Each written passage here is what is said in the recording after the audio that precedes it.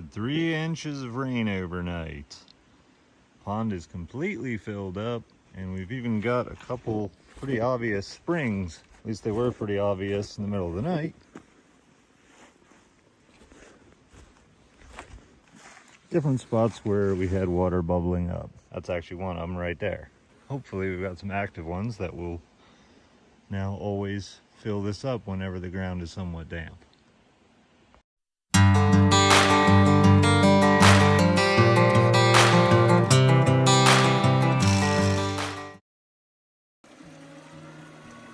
Even though we have a stream right next to the pond, we did not divert any water into the pond itself, allowing it to only fill off of the rainwater that comes off of this hill, as well as the spring that we found underneath of here when we dug.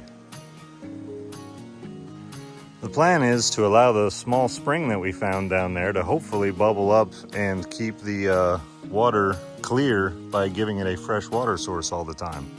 But that may not necessarily work out all the time, depending how strong the spring is. Now that the pond's pretty full, I can't really tell because it's covered over, which is fine.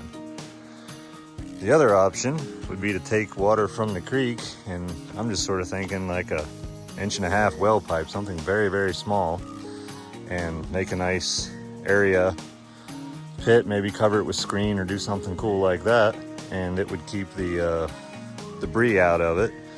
And actually I have no idea how I would design that, but rocks, screen, maybe some cinder blocks, maybe some concrete. I don't think it would be hard to do.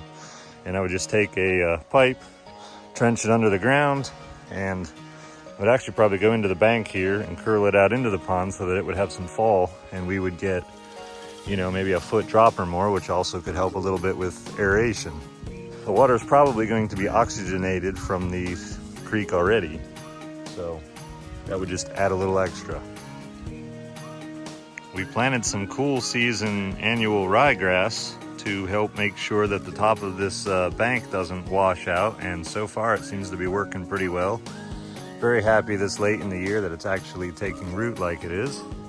The pond is filling with water and the grass is growing.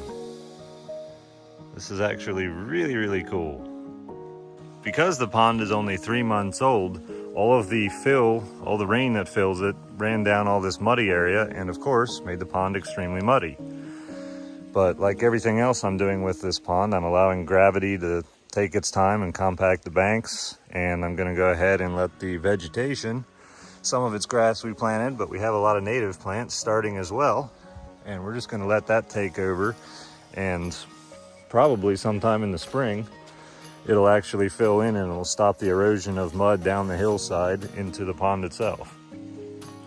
After I build a house, after I get a little older and the projects slow down and it's just maintenance instead of projects all the time, this is probably going to be one of my favorite areas. Some pretty neat rock outcroppings here and there. Obviously we've got the creek. We've just got a whole lot of hills. It's a lot cooler down here in the summertime too, so a little summer cabin would be really, really nice. The other thing we have is maple trees. We've got a number of maple trees down here actually, and we could even do like a little maple syrup production thing, you know, as I have time.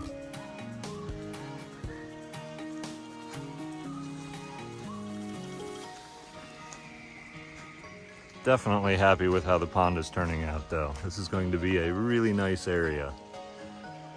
Been using the goats to clear some of the brush down here too to help open it up a little more from what it was.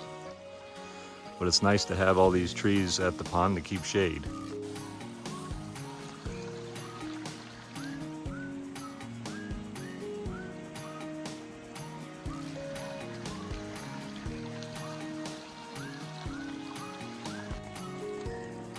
One of the things I've been thinking about is the pond overflow. It's possible it'll erode all this mud away and cause all kinds of issues here. But one of the neat things about having a creek so close by is the fact that I get to get rocks out of it. And so I've got this whole pile of rocks.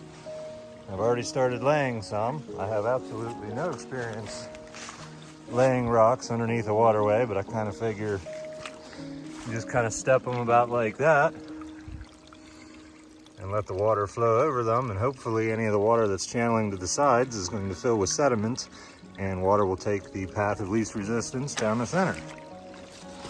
So I'm going to give it a try. Worst case scenario, it doesn't work, and I research to do something different or lay the stones differently, and yeah, as long as I keep an eye on it, pay attention, and don't let it just completely erode everything away here, I think I'll be in good shape.